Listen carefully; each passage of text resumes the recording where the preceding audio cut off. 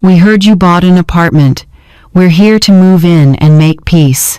My son, Ryan, and my daughter-in-law, Brooke," said as they stood at the door. After 6 months of throwing me out like an animal, now they wanted to come back. But what they saw when they stepped inside left them frozen. I'm Lori, 66 years old. I never imagined the people I loved most in this world would betray me in such a cruel way. It all began the day my husband, Robert, passed away. For 45 years I was the proper wife, the mother who sacrificed for her family, the woman who never said no whenever they needed me. I cooked, cleaned, and handled everything without asking for anything in return. When Robert died of a heart attack 2 years ago, my world collapsed. The house where we had built our dreams became an empty, silent place. In the first months, Ryan and Brooke still came to visit. They comforted me and promised I would never be alone. "We're a family, Mom," Ryan said, as he hugged me. "We'll always be here for you." Turns out, it was all lies. Little by little, the visits became infrequent, the phone calls shorter. Whenever I called, Brooke hung up, saying she was busy. Ryan stopped answering my messages. I became a burden, a bothersome old woman messing up their perfect lives. 6 months ago was the most humiliating moment of my life.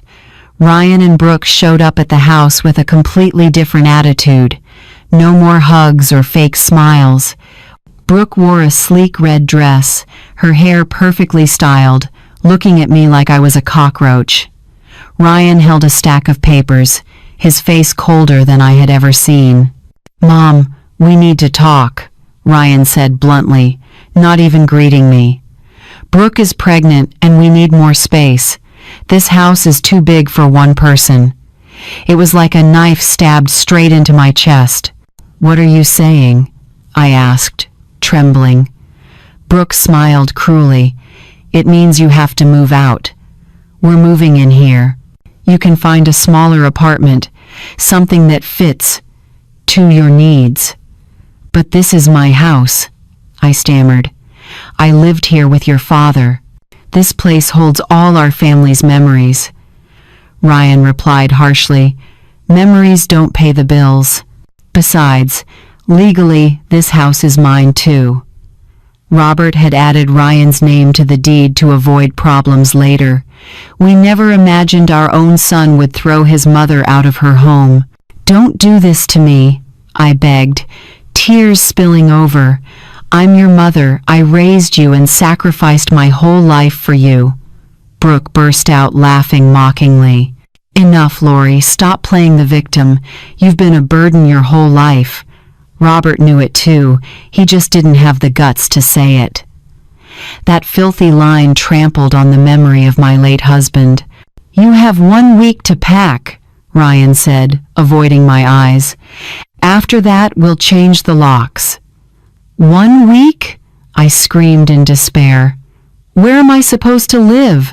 I don't have enough money to rent a decent place." Brooke stroked her belly. "That's not our problem. The baby needs a stable home." That afternoon they left, and I collapsed on the living room floor of my own house. For 45 years I had given everything to that family. I gave up my dreams, my ambitions, my very self, to be the perfect wife and mother. I had stayed up all night caring for Ryan when he was sick.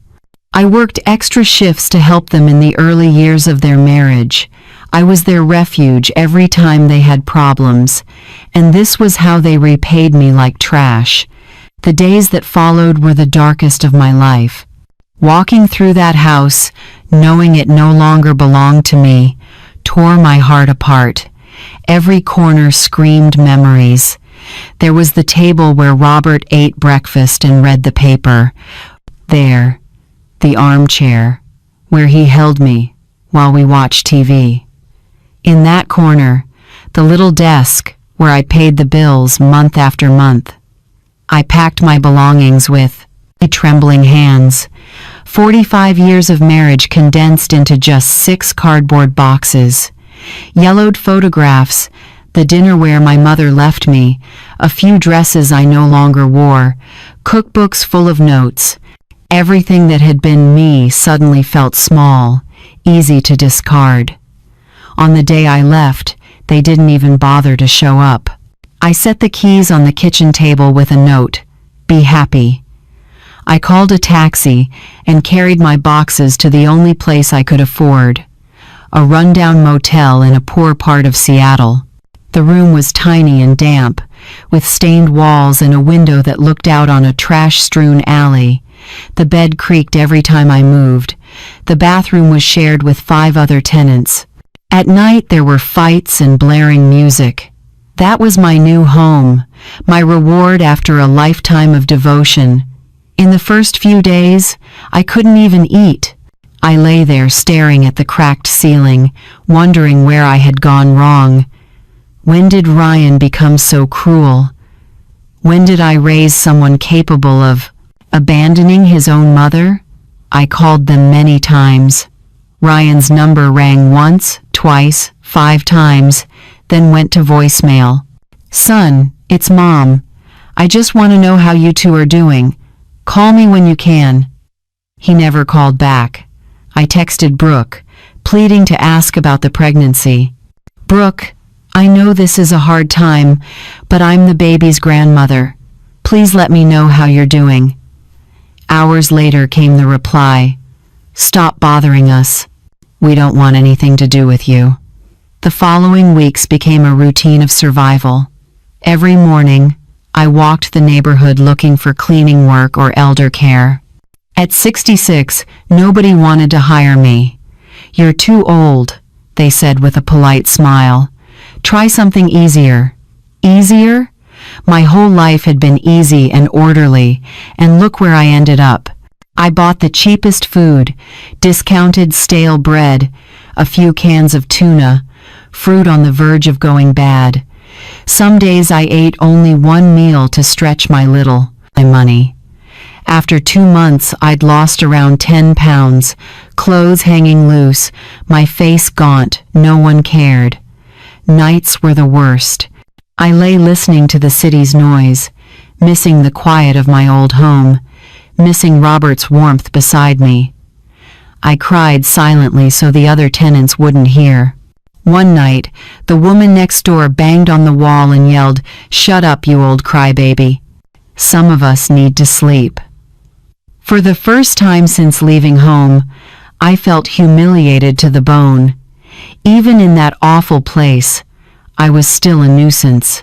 One day, walking past the mall, I saw Brooke coming out of a baby store, carrying expensive bags. Her belly had grown. She looked radiant. She climbed into a brand new silver sedan I'd never seen before. Clearly, they were spending the money that should have gone to keeping up the house. I ran after her, calling her name. "Brooke, wait!" She turned and saw me in a stained old dress, worn-out shoes, messy hair. The look of disgust on her face hurt more than any punch. "What are you doing here?" she asked, glancing around as if afraid someone might see her with me. "I just wanted to know how you two are," I panted. "How's my grandchild?"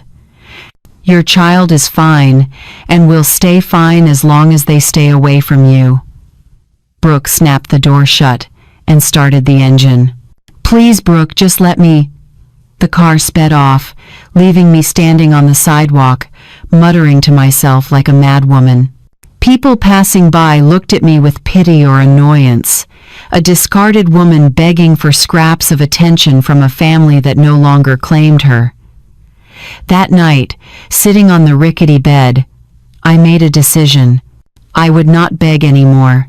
I would not humiliate myself for crumbs of affection from traitors. If they wanted to treat me as if I were dead, then I would be dead to them. But fate, as usual, had other plans. 2 weeks after that humiliating encounter, while cleaning my few belongings, I found something that would change everything. At the bottom of a box wrapped in old newspaper lay a stack of letters I hadn't seen in years.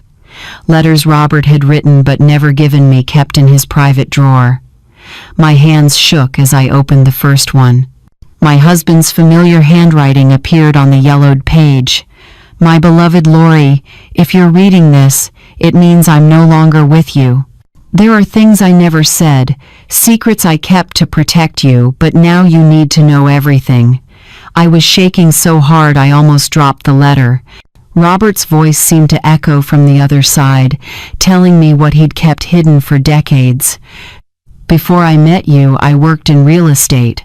With my savings and a few risky investments, I bought several plots of land on the outskirts of Seattle. Back then they were dirt cheap. No one wanted them because they were far from everything. I thought maybe one day they'd be worth something. Then time passed and I forgot about them. When we got married, I didn't mention it so you wouldn't worry about money that might never exist. The paperwork is in a safe deposit box at First Puget Bank, number 1247. The key is behind our wedding photo taped down. Lori, if anything happens to me, those plots are probably worth a fortune now. The city has grown out there. Shopping centers, apartment buildings, everything I once dreamed might happen has come true." I held my breath.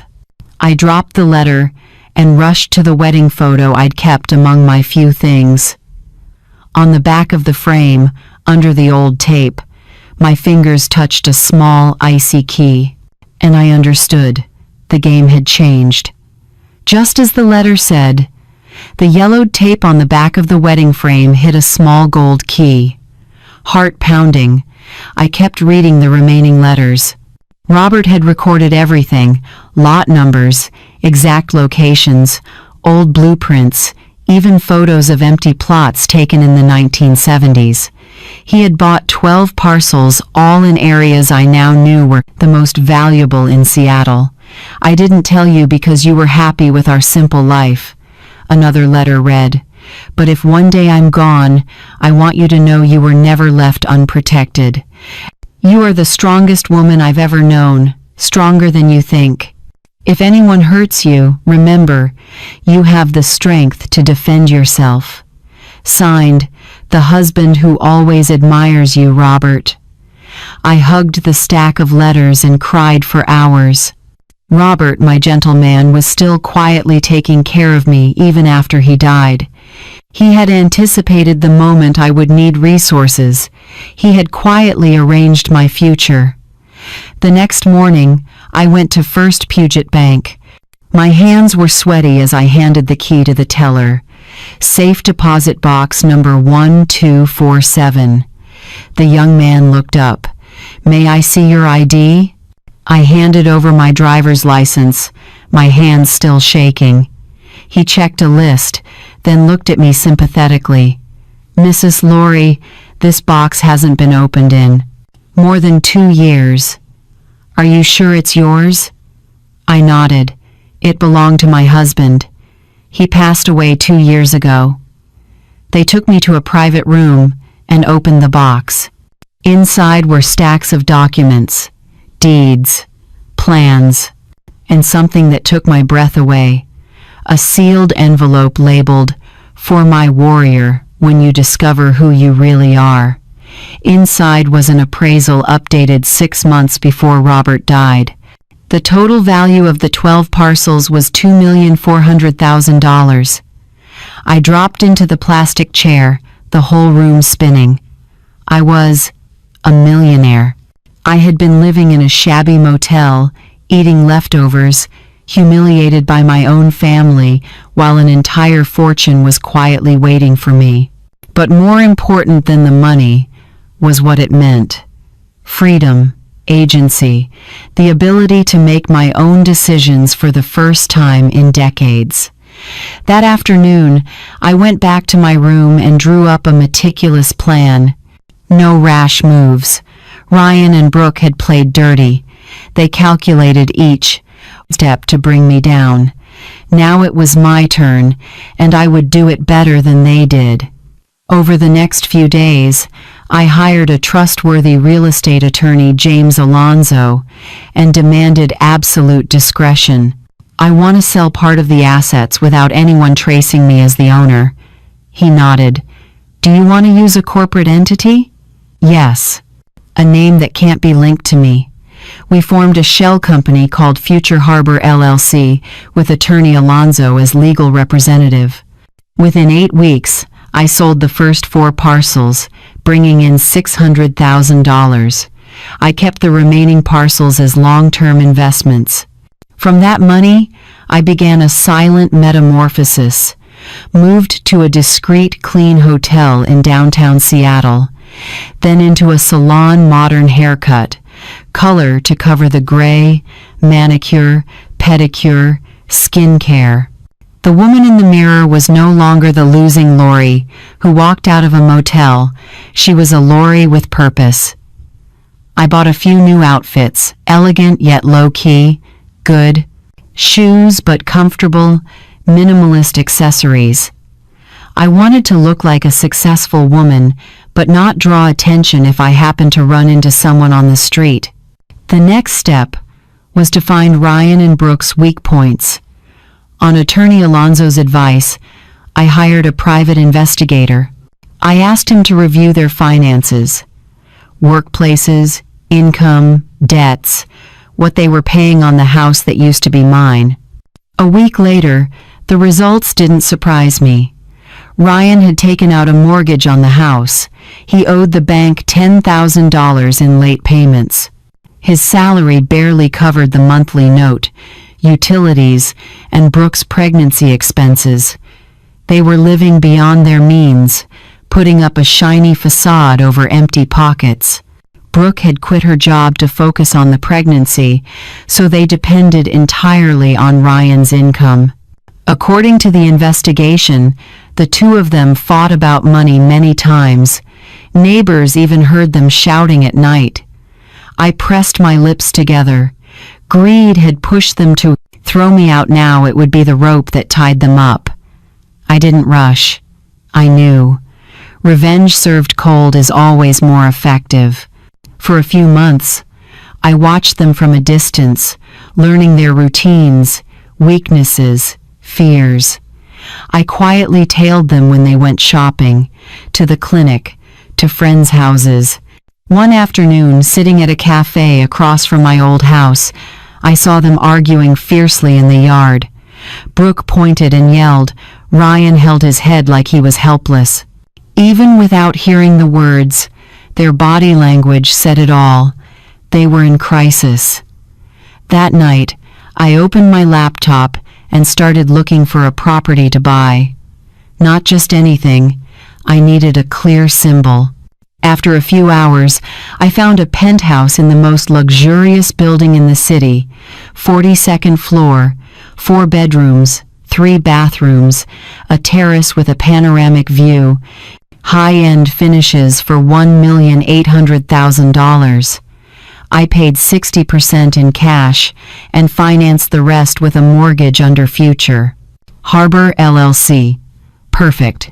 It was the complete opposite of the failed widow image they painted of me, the exact thing I needed for the next phase.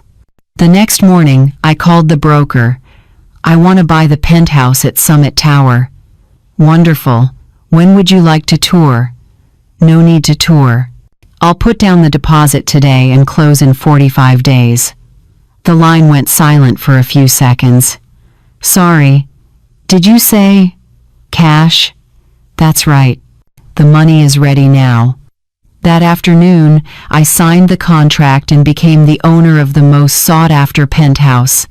When the set of keys landed in my hand, I knew it was time for a new round. I stepped into the apartment.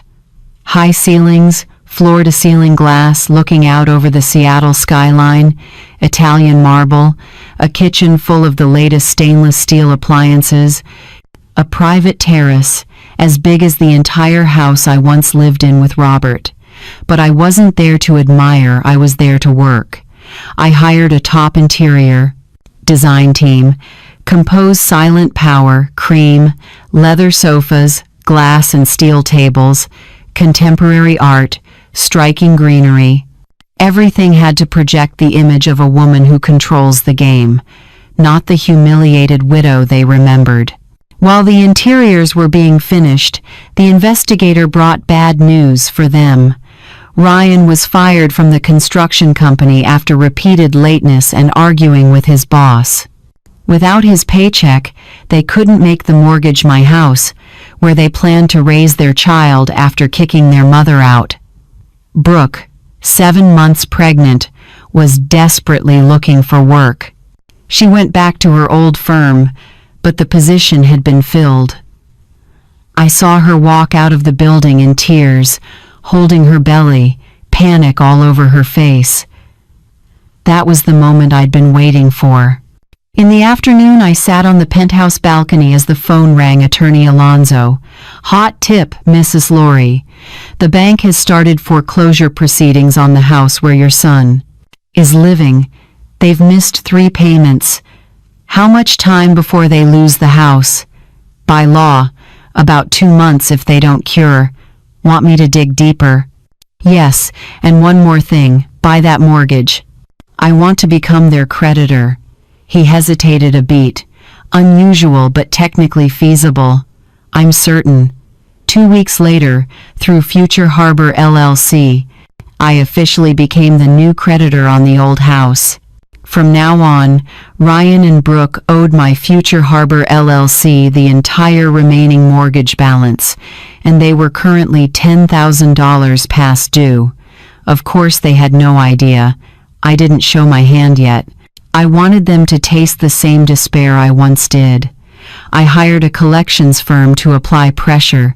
Daily calls, warning letters, home visits, all legal but firm enough to keep them up at night. At the same time, I leaked a few comments around the neighborhood in places like that. News travels fast. Soon, everyone knew Ryan and Brooks. Perfect family was going broke.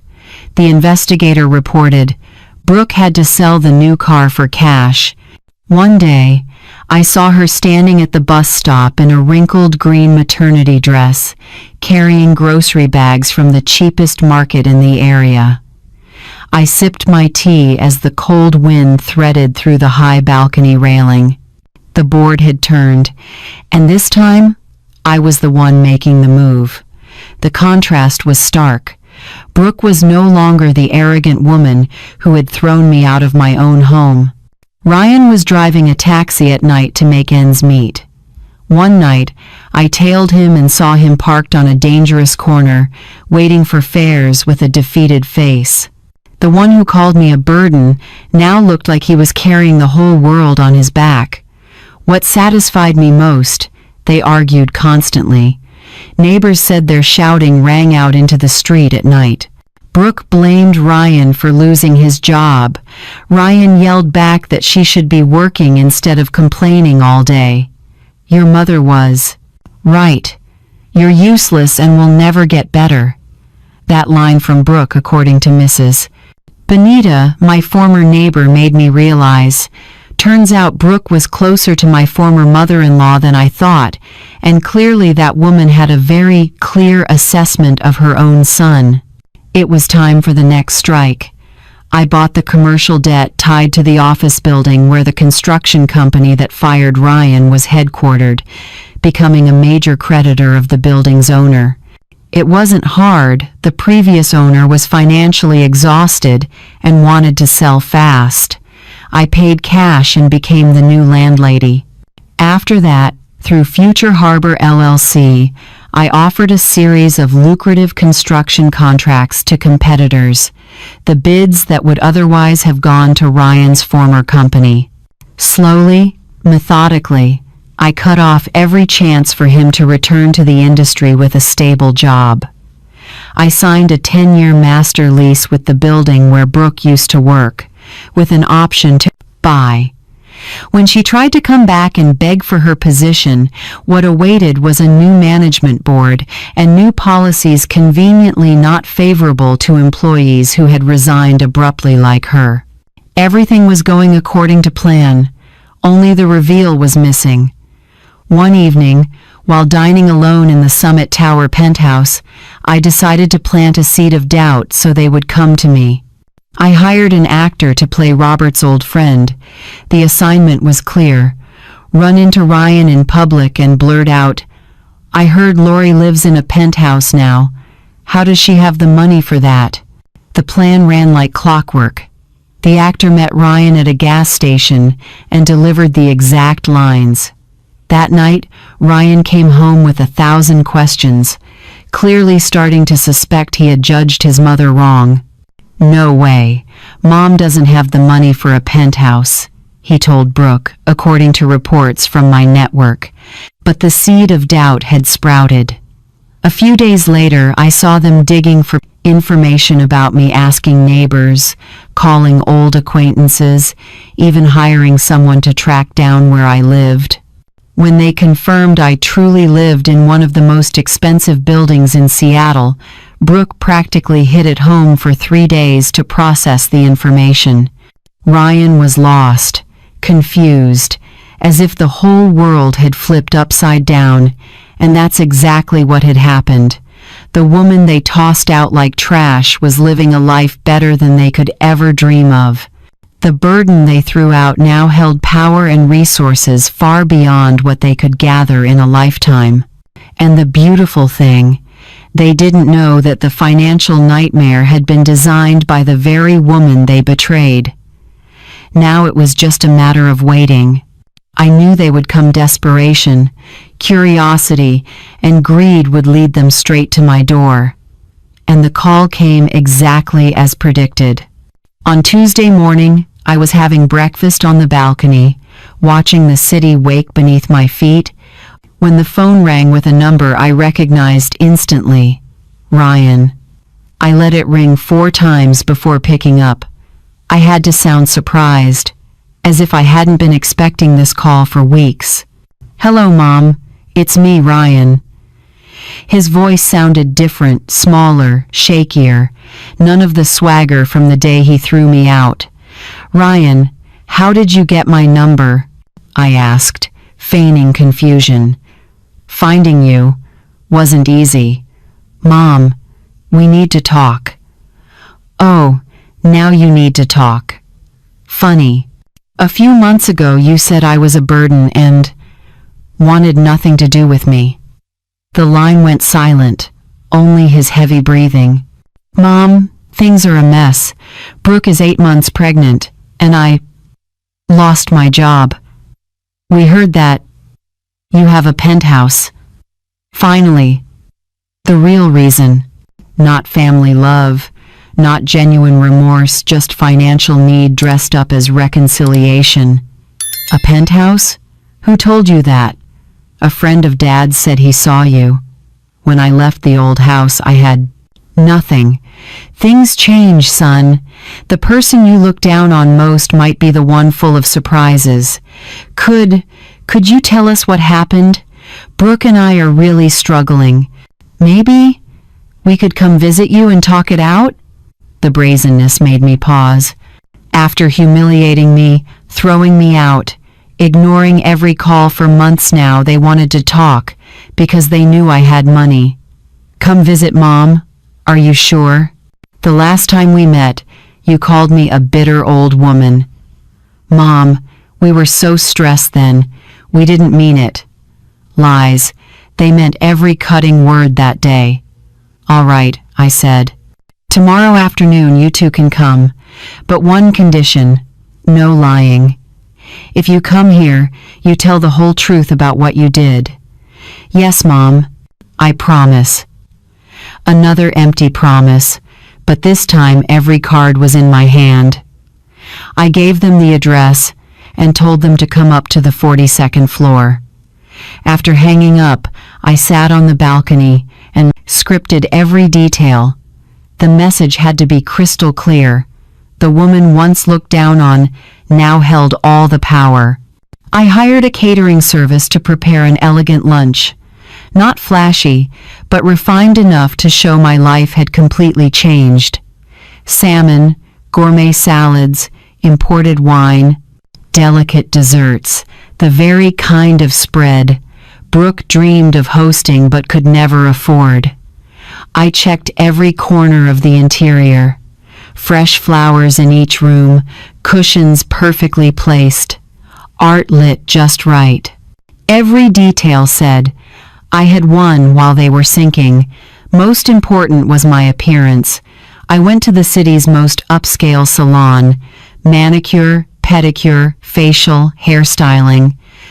I bought a new beige dress, elegant, not showy, designer shoes, minimalist but expensive jewelry. In the mirror was someone entirely different from the woman who once left that house in tears. The night before the meeting, I called attorney Alonzo. They're coming tomorrow. I want the mortgage file and the properties I bought around their area ready. Do you plan to reveal that you're their creditor? Not yet. I want to gauge their level of desperation first. But leave all the paperwork out on the table. That night I didn't lose sleep from worry, but from anticipation. I had imagined this moment for months when they would fully grasp the price of betrayal. The next morning, I woke early to do one last sweep of the penthouse. Soft classical music, a few investment books placed artfully on the glass table, the laptop open to a portfolio chart. At exactly 2 p.m., the front desk called, Mrs. Lori, there's a couple here claiming to be your son and daughter-in-law. Send them up. I stood before the living room's glass wall, my back to the door, looking out over the city, stretching to infinity. I wanted the first thing they saw to be the scale of this view. The private elevator opened, slow, hesitant steps on the marble floor. The doorbell. Come in, it's unlocked, I said without turning around. They stepped in and froze. Silence pressed down. I could feel their shock, their bewilderment, their confusion. Then I turned. Ryan stood on the threshold, mouth open, eyes wandering around the room like he'd landed on another planet wearing old jeans and a wrinkled shirt. Brooke kept a hand on her pregnant belly, her eyes glued to the glass wall looking down over Seattle, the city where now I was the one standing above. Ryan looked noticeably worn out. Deep, dark circles, several days of stubble. He was no longer the arrogant man who had thrown me out, just a shattered shadow of himself. Brooke stood beside him, heavily pregnant, her face stunned. The yellow maternity dress looked cheap and faded, nothing like the elegant woman from before. Her shoes were worn down, her hair frizzy, her skin the gray pallor of someone crushed by stress. Hello, Ryan. Hello, Brooke. I kept my voice calm. Welcome to my home. Mom, how is this possible? Ryan's voice faltered, his eyes still roaming over the art, the designer furniture, the luxurious finishes. How is it possible, all of this apartment, this life? Brooke stayed silent, but I saw tears rising. Not tears of joy at seeing me again, tears of realizing what they had lost when they treated me like trash. Sit down. I gestured lightly to the Italian leather sofa. We have a lot to discuss. They sat like robots, still dazed. The contrast was perfect. Them broken and desperate sitting in my palace, something they would never reach. Just moments earlier, Brooke had raised her voice. We heard you bought a penthouse. We're here to move in and make peace. But faced with reality, they went rigid. Can I get you something? I asked with the icy courtesy of a perfect hostess. French mineral water, a South American wine I just picked, or specialty whole bean coffee. I deliberately named expensive things so they could hear, with their own ears, my current standard of living. Water. Water is fine, Brooke whispered, wiping her tears. Ryan couldn't speak, still dazed like he'd seen a ghost. I stepped into the stainless steel kitchen and poured water into crystal glasses. Meanwhile, they whispered, "How did she get all this?" "I don't know. When she left the house, she couldn't even afford a decent hotel." "Ryan, did you know your dad had money saved?" "No. Dad never said a word. We lived on his government paycheck. That's it." I brought the drinks back, sat in the single chair opposite them. Crossing my legs, posture matters. I had the single seat, in control. They huddled together on one sofa, small and uneasy. "All right," I said slowly. "You said you wanted to talk. I'm listening." Ryan cleared his throat, trying to regain some composure. "Mom, first we're sorry for how we treated you. We were so stressed. Pregnancy, expenses." "Stressed?" I cut in, soft but sharp. "Is that your reason for throwing your own mother out of her home after 45 years of marriage?" "Not a reason, but the truth.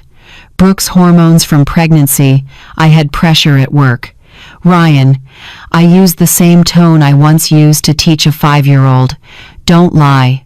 You didn't kick me out because you were stressed. You kicked me out because you thought I was a useless old woman with nothing you could exploit." Brooke finally spoke, her voice cracked. "Lori, I didn't mean those awful things I said. I was scared because of the baby, the money, everything." "Which awful things, Brooke? Be specific." "I remember every word." She went even paler. "I said you were a burden. That Robert knew it too, but didn't have the courage to say it. That my child needed a stable home, not the complaints of a bitter old woman." "Good, at least now you're honest." I stood, walked to the glass wall, and turned my back. In the reflection, the two of them, exhausted, sat at the edge of the sofa like they were waiting to be called in a courtroom. "You know what's most interesting?" I didn't look back. "You miscalculated. You thought you knew my whole story, that you knew exactly the worth of Lori, a widow. Turns out you never knew who I am." "Mom, can you explain?" "Where did the money come from?" Ryan asked. "Not so fast." I turned and met his eyes. "Do you want to know because you truly want to understand, or to calculate how much you can squeeze out now that you found out your mother is rich?" "No, that's not it." "Then why wait 6 months to call? Why not look for me when I was living in a shabby motel, eating 1 meal a day, lying on a bed full of bedbugs?" Ryan lowered his head. He had no answer. "I'll tell you a story," I said, circling behind them as I spoke. 2 years ago, when your Malin story, Father died. I was exactly the woman you thought, a widow with no resources, dependent on family, no options. I was vulnerable, alone, and needed love. I stopped in front of Brooke. But when you two betrayed me, threw me out like garbage, everything changed. I had to learn to be a different kind of woman without Robert, without you, without anyone. I discovered this. Robert, the husband I loved, had protected me all my life in ways I never knew. He invested, bought real estate, laid out a plan for my future without my knowing. Ryan snapped his head up. "Dad had money saved? Your father left a fortune, Ryan, a fortune that now belongs to me. And you could have shared in it if you were the kind of people who deserved an inheritance." Brooke burst into tears. "Lori, we didn't know. If we'd known Robert left money, then you would have behaved differently, shown me respect, only because I had money." "Is that what you mean, Brooke?" I don't know. I'm so confused. Let me make it clear. You treated me badly because you thought there would be no consequences. You kicked me out because you assumed I had no power to defend myself. You humiliated me because you believed I was weak. I sat down again, this time closer. But it turns out you were wrong about everything. Ryan mustered the courage to ask the question that had been burning him up. Mom, how much money do you have? I smiled without warmth. Do you really want to know? I tilted my head. I have enough to buy the building you live in. In fact, if I feel like it, I can buy the entire block. They went silent. I also have enough to send Brooke's child to any top university or to ensure they don't receive a single cent from me. I have the power to change your lives for the better or wipe them clean. Brooke held her belly as if the baby could hear it. And you know what else I have, Ryan? A network. I've built over months. I know the directors of the biggest construction companies in the city. I know the heads of HR, the people who decide who gets a job and who doesn't. Ryan turned pale. Mom, what are you saying? I'm saying, the power you thought you once had over me now, I have over you. And I'm still considering what to do with it. I stood and walked toward the kitchen, while I think, why don't you tell me about your current finances? Rumors. Who told you? Ryan forced out. In this city, Ryan, when you have money and connections, information comes to you. I know you lost your job. I know Brooke sold the car. I know you're behind on the mortgage. Brooke collapsed inward. We don't know what to do. The baby is due in a month. No money. They're about to foreclose. We have nowhere to go. Sounds grim, I said evenly. You must feel very vulnerable, very desperate, very alone. I let them absorb every word, exactly the feeling I had when they threw me out. Silence thickened. Brooke sobbed, clutching her belly. Ryan held his head, finally grasping the scale of what they'd done and the price ahead. I stood by the glass wall, watching them slowly fall apart. Just as I had planned, but a small part of me was surprised by how much I was enjoying it. Please, Brooke hiccuped. Lori, please. We know we hurt you. We know we were awful. But the baby, your grandchild, did nothing wrong. There it was, the last resort, using the child as an emotional shield, predictable but effective. For a moment, I felt my heart soften. My grandchild? I asked softly. What makes you sure I want anything to do with them?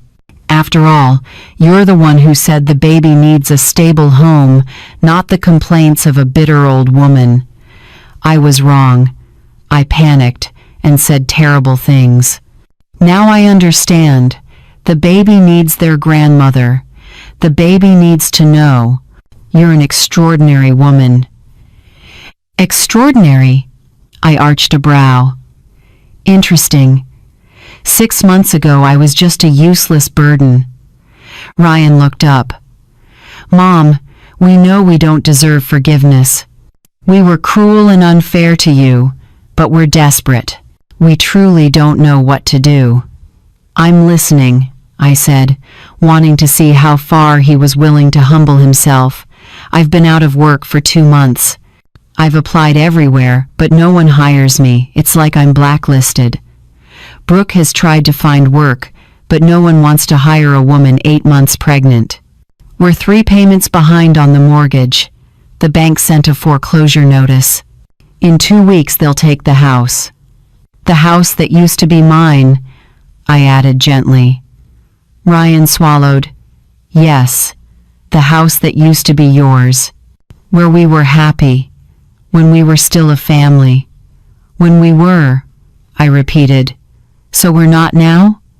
I don't know what we are anymore. Mom. I slid my chair closer to the glass table opposite them, close enough to see every line of despair on their faces. Let me be clear about what we are. Strangers. You made that true when you decided I had no value, but there's something more important. You need something from me, and I have the power to give it or not. That is our current family relationship. What do you want from us? Ryan's voice was hoarse.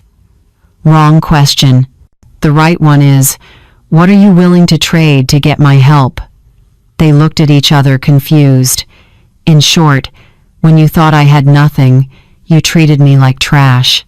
Now that you've discovered I have value, you come asking for help. So what exactly are you putting on the table? We're your family, your son and daughter-in-law, Brooke whispered. No, I said firmly. You lost the right to play the family card the day you threw me out. If you want my help, you have to earn it. How do we earn it? Ryan asked. I stood and slowly circled them like a lawyer interrogating witnesses. From now on, you're no longer relatives who made a mistake. You're debtors who betrayed your creditor. That difference matters. What do we have to do to prove we understand? Ryan pressed. Tomorrow, before you come here, you will visit everyone who was there the day you threw me out. Tell the exact truth and apologize on my behalf. Say, we're here to apologize to Lori because we treated her unfairly, and we want the whole neighborhood to know we admit we were wrong. Ryan swallowed. Everyone? Everyone, especially the neighbors. I want the entire block to know the new owner of this area admits to a grave misjudgment. I smiled for the first time during the meeting. Oh, and I didn't mention this. I've bought 4 units on the block where you live.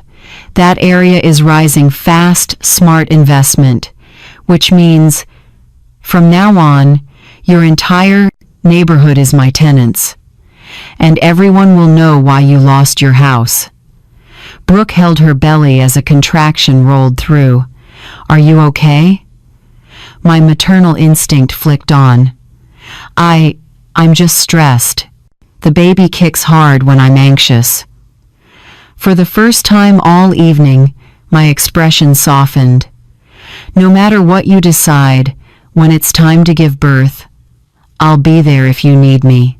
The baby is my grandchild. I won't take my anger out on someone innocent. Ryan covered his face. Mom, how did our family end up like this? Because you chose money over love. Because you thought you could treat someone badly without paying a price. Is there any way to fix it? Possibly, but fixing it takes time, real effort, and real change in who you are. I sat facing them again. You have until tomorrow night. Either accept all my conditions or face the consequences on your own. If we accept, will things go back to the way they were? Never, but we might build something new based on respect, not on assumptions about who has the power over whom. They stood slowly. Brooke needed Ryan's support. Thank you for giving us a chance, she murmured. Don't thank me yet. Prove you deserve it. I walked them to the penthouse door. One more thing. When you come back tomorrow, bring a handwritten letter, each explaining what you learned from this and how you plan to change. Handwriting carries weight. I need to see that you understand the gravity. They left in silence, carrying the weight of everything they'd just learned. I closed the door and stood in the room, luxury all around, but with a strange hollow echo in my chest. I had won. I had power. I had the justice I sought. But for the first time in months, I asked myself whether victory was as sweet as I'd imagined. That night was the longest. I sat on the balcony, watching Seattle's lights flicker like falling stars, replaying every word I'd said. For the first time since launching my response plan, I felt a flicker of doubt. Did I go too far? Is this justice or cruelty wearing justice's mask? But every time I softened, I remembered Brooke's exact words. The baby needs a stable home, not the complaints of a bitter old woman. I remembered the cruel smile when they pushed me out the door. I remembered the months of hunger and humiliation. No, I didn't go too far. I went exactly where I needed to go. The next morning, reports from my network in that neighborhood poured in. Ryan and Brooke started knocking on doors at dawn, publicly apologizing as I demanded. Mrs. Benita, my former neighbor, called me. Lori, you wouldn't believe it. Your son and daughter-in-law came to my house, crying and apologizing on your behalf. He told me everything. How they kicked you out. How badly they treated you. How they realized that greed made them lose the best. Mother, what did I say? I said I always knew they were ungrateful. A woman like you who sacrificed her whole life deserves respect, not betrayal. I told them to learn the lesson. Similar messages came all day. At every house, Ryan and Brooke retold the story, publicly apologizing for treating me unfairly. By noon, the entire block knew the truth and knew who was right. By afternoon, I prepared for the final meeting, a gray pantsuit, elegant yet authoritative. This was not a casual family get-together, but a negotiation where I held all the power. I had ready the debt cancellation papers, an employment contract for Ryan, a list of apartments they could move into, and the terms for the new family agreement. Right on time, the bell rang. They looked different, smaller, humbler, and more genuine than I had ever seen. Good evening, I said neutrally. Did you bring everything I asked for? Yes. Ryan handed me the handwritten letter. We went to apologize to every house and we wrote the letters. They sat on the edge of the sofa posture of people waiting for instructions, no longer those who came to demand. I opened Ryan's letter first. Dear Mom, these past days I've looked hard at the man I've become, and I'm ashamed. I kicked you out of your own house because I thought I had the right. I treated you like trash because I thought you had no value beyond what you could give me. I acted like a selfish child, not the man you raised with all your love. I've learned that respect isn't based on the benefits you get, but on recognizing the other person's human dignity. I promise to be a better father to my son than I was a son to you. Ryan. Short, but honest. I could feel the words came from the heart, not just from desperation. I opened Brooke's letter. Dear Lori, I have no excuse. I used words as weapons to hurt you. During the months my life fell apart, I finally understood what it means to be fragile, afraid, dependent on others' kindness, exactly what you felt when we threw you out, except you had done nothing to deserve it. I want my son to grow up knowing his grandmother only if you choose to forgive. Not because I have any right to demand it, but because I hope to be worthy of that chance. Brooke. I set both letters down and was silent for a long moment. All right, I said. You've apologized publicly, and the letters show some understanding. Are you ready to hear the final terms? I picked up the file. Point 1. Wipe out the entire $10,000 of past due mortgage. The house is debt-free. They were stunned. Are really? Real. But don't celebrate yet. There are conditions. What conditions? The house will be placed in a trust for my grandchild. You two can live there until they turn 18. After that, they decide the property's fate. Understood. Point 2. Ryan starts work this coming Monday at Meridian Construction, a respected firm in Seattle. Starting salary, $5,000 a month. That's more than double my old salary.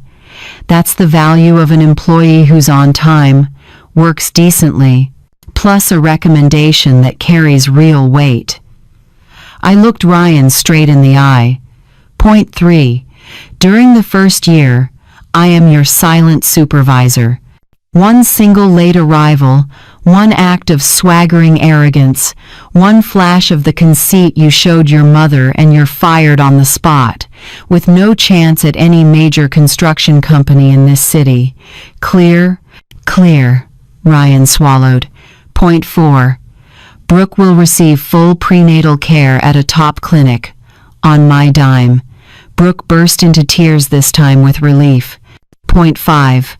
When my grandchild is born, I will be there if you want, and I have the right to regular visits. Not as a favor you grant, but as a right I've earned as the grandmother. Ah, yes, of course, they both said at once. I close the file, my voice steals steady. And remember this well.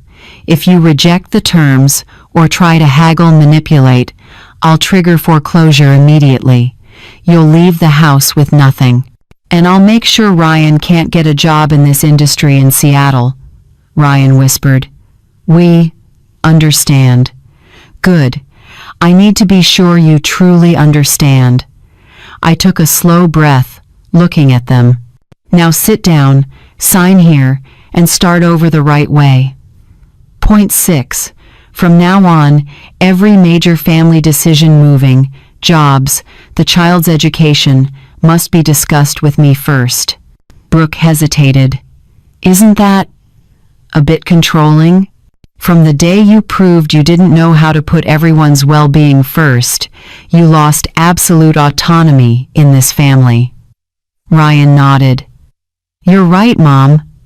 Point 7, and the final point.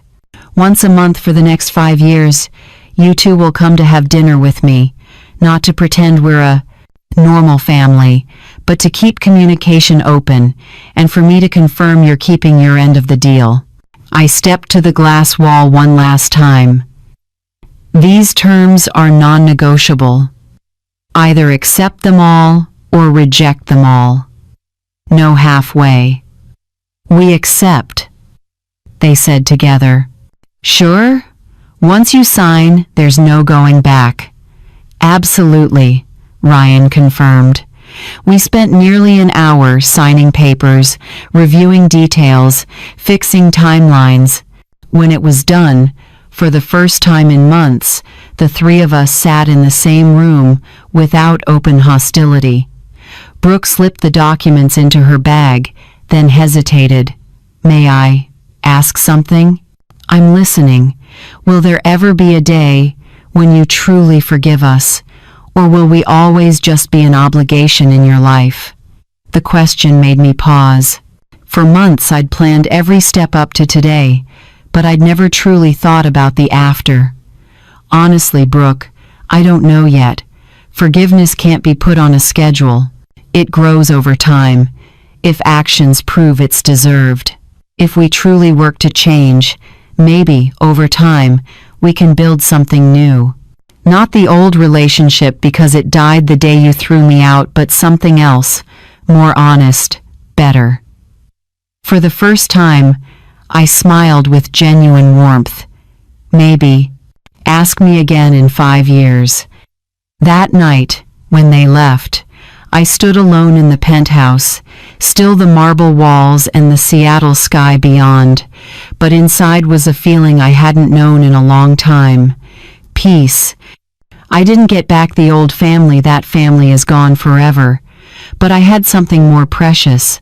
Respect, candor, and the possibility of a future built on solid ground instead of fragile illusions. A few months later, when my grandchild was born, I was there, and when the baby was placed in my arms for the first time, I understood. It was all worth it, not for revenge, but for the chance to begin again. When the door closed, Lori didn't choose payback for the sake of it. She chose boundaries, then chose compassion. Today's story reminds us, family isn't measured by blood or promises, but by respect, honesty, and responsibility. Forgiveness doesn't erase wrongs overnight. It's a long road where each of us must shoulder our part of the change. Justice helps us stand. Compassion helps us move forward, and only together do wounds get the chance to heal. What do you think? If you were Lori, what conditions would you set to protect your heart while still leaving the door open for a new beginning? How should boundaries and love be balanced in a family that's been hurt? Share your perspective in the comments. Your story might help someone find their way home. If these stories resonate with you, stay with the channel so we can keep listening, learning, and growing together through each next chapter. See you in the next episode.